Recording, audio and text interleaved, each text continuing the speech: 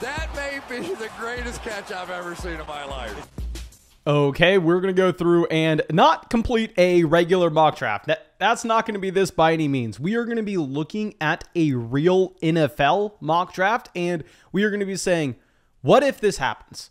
What if this is actually how the NFL draft goes? And we are going to be drafting rookies based upon that. So, of course, you are probably not going to agree with some of the picks in this actual NFL mock draft. And I'm not saying that I agree with all of them, but I mean, every single season, we know that there are players that go to situations we weren't expecting. Every single year, there's Henry Ruggs going before CeeDee Lamb, and everybody loses their mind saying, okay, what the hell just happened? Every single year, I mean, you have McCole Hardman going before DK Metcalf. So just because we want to be hyper confident with our rookie evaluation and try to say how the NFL draft should go, that doesn't mean that's exactly how it's going to play out. I mean, we have to understand that everything's in the range of outcomes. And I actually think that this is I don't want to say pretty accurate mock draft, but this mock draft's pretty damn close to what should happen. And of course, before we get into it, go down there, drop a like on this video. If we can get this video to, how about this? If we can get this video to 500 likes, y'all know the flock over there on locals, which you can find the links down to the description of the video as well as in the comment section. If we get this video to 500 likes within the first, let's do 24 hours. That's about 10% of the people going down there dropping a like on the video. I will make it where if you use promo code FLOCK, you get our rankings free for a week. You get everything over there free for a week. And also, there's already so much free stuff. So go sign up, drop a like in this video, subscribe to the channel. We'll see if we get that. I'll let y'all know what the promo code is if we hit that mark. But let's go through these players, and let's start it off with the clear 101, almost regardless of landing spot. It's going to be Breece Hall. Now, with Breece Hall, I don't want to speak that much on the running back himself. We already made a 20-minute video where we went through and talked about why I currently have Breece Hall ranked as a top 5 running back in our overall dynasty rankings, where if you look at just every official mark that we have for Breece Hall when it comes to his 40-yard dash time, his college target share, his BMI, and his projected draft capital in the top 2 NFL rounds. I mean, these are the running backs that he profiles to be next to. And we actually lowered these thresholds. There wouldn't be that many running backs on this list if we had them all at exactly Breece Hall's numbers. So some of these guys were worse prospects than Breece Hall, some of them better. This past 11 seasons, Travis Etienne, DeAndre Swift, Jonathan Taylor, Cam Akers, Saquon Barkley, Rashad Penny, Dalvin Cook, Joe Mixon, Ezekiel Elliott, and Todd Gurley. Those are the 10 other running backs that profile to be similar to Breece Hall. Is there a running back that will step into a 3-down workhorse role right away in Tampa? He will pretty much play, I don't want to say a Najee Harris type workload. I don't want to say he's getting 100% of the snaps, but you won't have Ronald Jones. You won't have Leonard Fournette in Tampa in this scenario. So it'll be Breece Hall and Keyshawn Vaughn. Keyshawn Vaughn has not shown the ability to take receiving down usage away from Leonard Fournette. I doubt that he would be able to do so with Breece Hall. So I'd be completely fine saying that he's the 101. He's the 101 really regardless, even if he falls outside of the first round in the NFL draft. As long as he goes, I think, within the top 50, 55 picks, you should have Breece Hall as your top overall rookie. And now our next player, we have recently moved him up in our dynasty rankings. And I would love to know your opinion on this because I think we potentially have to keep moving him up the rankings. It's Malik Willis. Now, with Malik Willis, in this mock draft, he goes at the 111 to the Washington Commanders. I'm going to have a really hard time saying that going forward. But with Malik Willis, if he gets this same level of team investment that you had from someone like Justin Fields, it should guarantee Malik Willis at least 1 to 2 years as a starting quarterback at the next level. And from what we have seen, I mean, y'all know someone I loved in the 2020 class. We talk about him all the time because he's the perfect example. Jalen Hurts. Jalen Hurts was going way later than this because you never knew if Jalen Hurts was going to get to start at the NFL level. But we said if he did, then he would be an automatic starter in fantasy based on the rushing upside. So we were aggressively drafting Jalen Hurts in 2020 at the beginning of 3rd round of Dynasty rookie drafts. Well, with Jalen Hurts, he has come in and hasn't been that great of a real life NFL QB. I mean, I am now of the opinion saying that there's an outside chance that Jalen Hurts doesn't just have the guaranteed job in Philadelphia as the most likely starter, but there's the outside chance that, I mean, they bring in some quarterback competition, but nobody in your dynasty leagues wants to hear that, because with Jalen Hurts, he's a top 10 option on a points per game basis every single week, just based on that rushing upside. Now, if we go over and we look at Malik Willis and we say, okay, is he comparable as a rushing quarterback to Jalen Hurts? Now, of course, there are so many different measures rather than just the raw number of rushing yards you had in college. Now, we can look at a ton of different things, but I think it's at least a starting point to dive into. And if we look at Jalen Hurts, his best season as a rushing quarterback, I mean, was about 1,300 rushing yards with 14 games played. Let me get out our nifty little calculator here. Let's divide 1,298 by 14. So he had 92 rushing yards on a per game basis his final year at OU, which I got to watch, hook 'em horns. But if we're comparing this to Malik Willis, and Malik Willis, what he had his junior season, Malik Willis at Liberty, 94.4 rushing yards, damn near identical to what you had with Jalen Hurts. 1.4 rushing touchdowns per game with Malik Willis. If you're looking at Jalen Hurts, that number actually drops down to, I believe, under 1. Actually, no, I lied to you. It's about the same mark. Let me divide 20 by 14 here. So 1.42, yeah, so identical with their rushing yards per game and their rushing touchdowns per game. Of course, that's not to say that Malik Willis is going to be the same exact rushing quarterback that you had from Jalen Hurts, but nonetheless, he'll be in the same ballpark. And if he gets selected in this range of the NFL draft, you know that he is going to be starting for a season in the actual NFL. And even if he's a bad quarterback, which Jalen Hurts was a bad quarterback this past season, you can make excuses for maybe his supporting. Jalen Hurts was a bad real life NFL quarterback. Malik Willis will vault up to being a dynasty quarterback 1, as we've seen with Jalen Hurts, just based on how the dynasty community reacts when young players like that are able to put up an insane amount of fantasy points.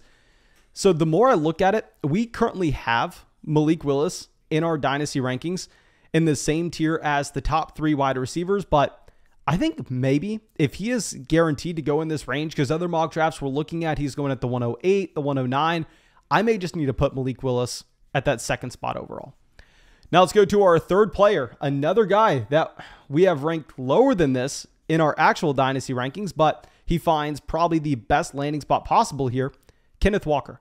Kenneth Walker going over to Arizona. I mean, with Walker, he would essentially step into exactly what you had with James Conner this past year. He would be a younger, more explosive James Conner with the elite touchdown upside and one of the better offenses in the NFL. Now, with Kenneth Walker, this is the exact kind of landing spot that you're looking for, because he profiles to be a slightly worse version of someone like J.K. Dobbins. And Dobbins landed in the best spot possible in Baltimore because these are running backs that are elite athletes, dynamic with the ball in their hands. However, their strong suit is not going to be their usage in the receiving game. And we know that if you're going to an offense that has a pocket passing option, I mean, historically going to a Phillip Rivers offense, a Drew Brees offense, you need those running backs to be able to catch balls out of the backfield, because that quarterback's not going to be looking to scramble. So they can rack up the majority of their own production just based off their receiving down role. However, in these offenses where you have Kyler Murray, where you have Lamar Jackson, where you have Jalen Hurts, the checkdown rate to those running backs is naturally going to be a lot lower. And instead, they're going to have to make up the ground for their fantasy production based on rushing efficiency, which naturally increases with those mobile quarterbacks that are able to freeze opposing linebackers when Kyler Murray goes to hand the ball off to Kenneth Walker, because they can't crash down, because I mean, there are 3 different options instead of 2. It can be play action. Kyler Murray can actually take it as a read option, go around the edge, or he can hand it off to Kenneth Walker. This is why in Baltimore, you get Gus Edwards and J.K. Dobbins back in 2020. I mean, both as top 5 running backs in the NFL with their yards per carry. Is it because both Gus Edwards and J.K. Dobbins are top 5 running backs in the NFL, I mean, on a talent perspective? No, it's because you want those dynamic rushing running backs, not really great in the receiving game, to be paired up with those mobile quarterbacks so they can kind of negate their weaknesses while strengthen their actual strengths. Now, let's go to our next player and someone else that is ranked behind our wide receivers in our rookie rankings currently, but the landing spot was there. Let's go over to Kenny Pickett, who lands with the Pittsburgh Steelers at pick 20. Now, it's an interesting mark because if you look historically, I mean, going to a team with pick 20 or anything from 20 to 30, usually you're not starting right away your rookie season. Usually that's a range where maybe you're Paxton Lynch, maybe you're Jordan Love, and you're actually just sitting behind the current starter and hopefully going to take over the following season. But as it stands, if Pittsburgh doesn't make a move for Jimmy Garoppolo, if Pittsburgh doesn't make a move for Jameis Winston, if they don't make a move for Teddy Bridgewater, and all of a sudden Kenny Pickett stepping into a quarterback room that has only Mason Rudolph in it, and I mean, this is something we talked about all last offseason, and people made fun of us for it, but the landing spots for these quarterbacks are so damn important. I mean, that's why we loved Trey Lance landing in San Francisco with George Kittle, with Deebo Samuel, with Brandon Ayuk, with the offensive line, with Kyle Shanahan. That's why he was the clear selection over Justin Fields in Dynasty rookie drafts last year. I know we always bring that up, but it's the perfect example. And with Kenny Pickett, if he's going to Pittsburgh, I know the offensive line isn't as good as what it's been historically. However, this is a great coaching staff that should be able to develop their quarterbacks. They have Deontay Johnson. They have Chase Claypool. They have Pat Freiermuth. They have Najee Harris, a great receiving running back out of the backfield as well. This would be one of the better landing spots for a rookie quarterback. So if Kenny Pickett landed here, especially if he had success his rookie season, I mean, just kind of project the exponential gain you would get with his value. I'm taking Kenny Pickett above these receivers.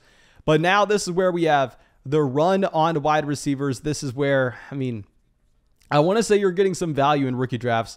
At the 105, we're going to have Treylon Burks. Now, Treylon Burks has been falling in mock drafts as of late. This is because he wasn't as impressive of an athlete at the NFL Combine, which does matter for NFL teams. You want to see, if you're an NFL general manager, if you want to please your coach, your offensive coordinator, you want to be bringing in those wide receivers that have elite speed so they can stretch the field, create space underneath. However, from a dynasty fantasy football perspective, we're not worried about that. I'm not worried about Treylon Burks being able to stretch the field here. Instead, I want him to be able to command a decent amount of volume, and landing in Dallas, while yes, you have CeeDee Lamb, presumably they're going to be bringing back Michael Gallup with the assumption they cut Amari Cooper, and also they're going to be franchise tagging Dalton Schultz.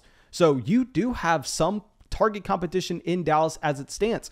But also, this is an offense that was number 1 in yards per game last year and number 1 in points per game last year as well. So if you have a wide receiver that we love the profile of stepping into a dynamic offense like that, that will skew a little bit pass happy, I think it's a good landing spot for Treylon Burks.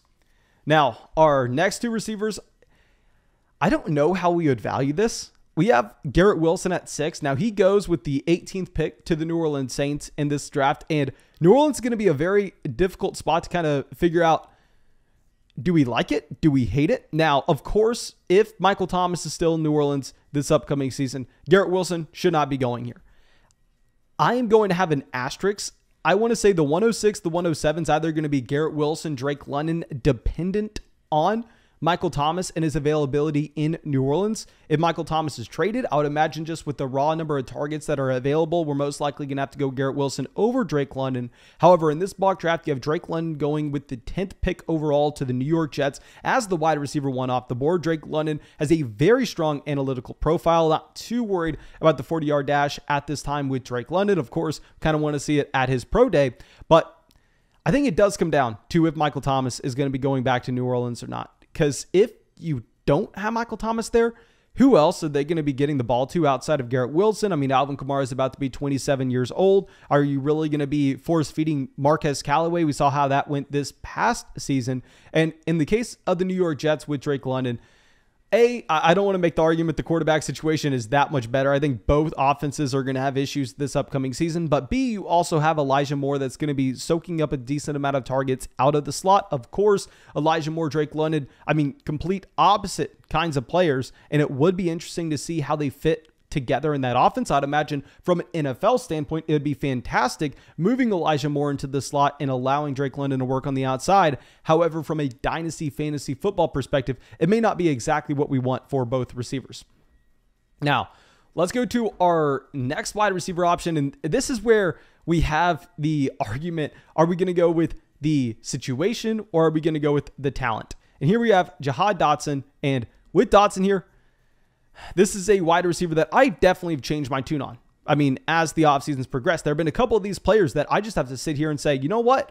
From first glance, maybe the profile wasn't nearly as appealing as we made it out to be. But if you look at Dotson, while he didn't break out till his junior season, he had KJ Hamler and Pat Frymuth on the roster. And as soon as they left, he was dominant in that Penn State offense. Now, I know this is the same argument for, say, someone like Jameson Williams who transferred. My issue with Jameson Williams compared to Jihad Dotson is I think they're very comparable players if you look at how their respective careers played out. However, Dotson is usually going significantly behind Williams in these mock drafts. Now, what we see in this mock draft in particular, you have Dotson going to the Kansas City Chiefs at pick 30. That's why he's jumping up here. I mean, you have Travis Kelce about to be 33 years old. You have Tyreek Hill in a contract season. Of course, they're going to extend Tyreek Hill, but Tyreek Hill is getting up there in age as well. And you have just one of the most stable situations in the NFL with Patrick Mahomes and Andy Reid there for years to come.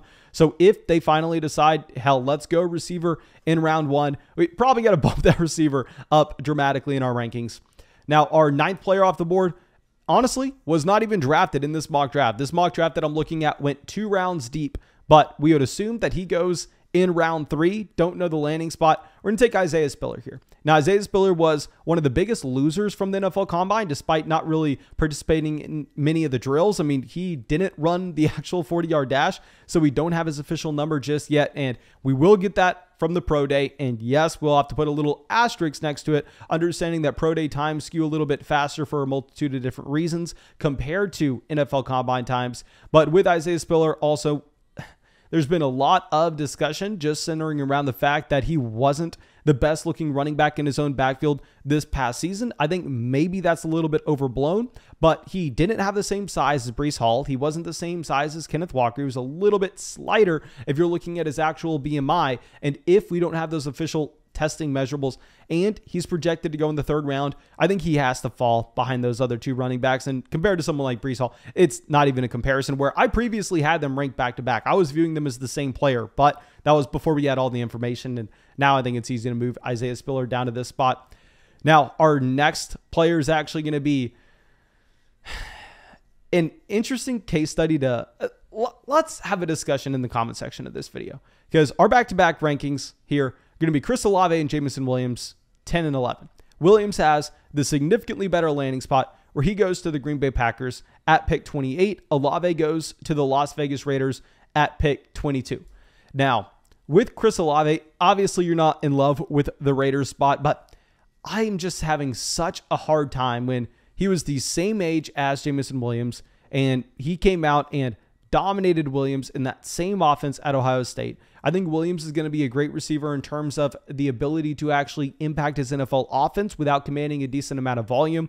And I know with Jameson Williams, a lot of people want to say, well, he went to Alabama and he was the wide receiver 1 there right away. And while, yes, that may look good from a counting stats perspective, I mean, if we put into the context of the role that he was stepping into, I mean, Devonta Smith just left that team. And I mean, I guess we can pull this up right now. Thomas, if you could pull up on the screen, that would help as well. But let's look at Devonta Smith in college and let's kind of just compare that to Jameson Williams. And of course, I mean, this isn't a fair thing to do 1 for 1 because Smith was there for 4 years. Williams was only there for 1 his junior season. But you had Devonta Smith in 13 games with 1,800 receiving yards. And Jameson Williams, on the other hand, which, yes, he transferred over. I know it's not a fair 1 for 1 comparison, but 1,500 receiving yards in 2 more games. So he averaged a little over 100 receiving yards a game compared to looking at Devonta Smith closer to like 150. Now, like I said, I don't want to say, oh, well, that means Williams. No, that doesn't mean Williams is trash. But I would be a lot more willing to just move Jameson Williams up over Chris Olave, despite Chris Olave running laps around him at Ohio State, if Jameson Williams transferred over to Alabama and then put up a Devonta Smith level season. But in reality, well, yeah, he had a good year in the best, probably the best wide receiver room in college football. At the end of the day, how good was it? I mean, if we do some simple math on the fly, okay, so he had 1572 total receiving yards in 15 games, 104 receiving yards on a per game basis. Let's divide this by that Alabama passing offense on a per game basis. He counted for 30.9% of his team's passing yards on a per game basis his final season at Alabama. Chris Olave, with the wide receiver one in 2023, with Garrett Wilson and with Jameson Williams at Ohio State at a younger age, accounted for 34% of their passing offense. So I really do think Chris Olave is the significantly better player. Jameson Williams gets the significantly better landing spot. Probably would need to put Williams ahead of him, even though I really don't want to. And then our last receiver on this list, our last player overall, is going to be George Pickens, who makes it to the 60th pick in this mock draft to the Tampa Bay Buccaneers. I mean, we're taking him here with the assumption Chris Godwin is gone this upcoming season. Now, if Chris Godwin re-signs for the Tampa Bay Buccaneers, then you have George Pickens falling a little bit behind this. And y'all know that I am a George Pickens hater, whatever that may sound like to you. I mean, in my opinion, I am kind of neutral or higher on George Pickens than a lot of people. I mean, if you're looking at the mock draft, I mean, you had a lot of other wide receivers going ahead of George Pickens in this NFL mock draft, yet we still rank George Pickens a little bit higher, understanding that the NFL is going to be a little more cautious with these injuries, and George Pickens does have that elite level ceiling, but at the same time, he doesn't have the security of someone like Chris Olave, where we've actually seen him on the field dominate against top-end competition for many years, where George Pickens is mainly a projection. So, yeah, I mean, Christian Watson, if we're talking about some honorable mentions, went at pick 43 to the Atlanta Falcons. John Mechie went at pick 45 to the Baltimore Ravens. Trey McBride picked 35 to the New York Jets. No, we're going to have George Pickens over him because, I mean, we can at least acknowledge the elite ceiling that he does have, even if, I mean, we are looking at an incomplete profile that maybe doesn't stack up to someone like Chris Olave. Now, of course, thank you so much for being a part of the flock and supporting the channel. Really hope that you enjoyed this video. Really hope that you got something from it. Please go down there, drop that like. And here's what I'll do. I'm just going to set this up. If this video hits that 500 likes within the first 24 hours, I will use the promo code 500 likes on Locals. If you want a free week of our rankings, our discussion, get just inside the community overall, of course, you can find that link down in the description of the video. I think that should be it. Hope you have a great day. Hope we get to see you out with the video sometime soon.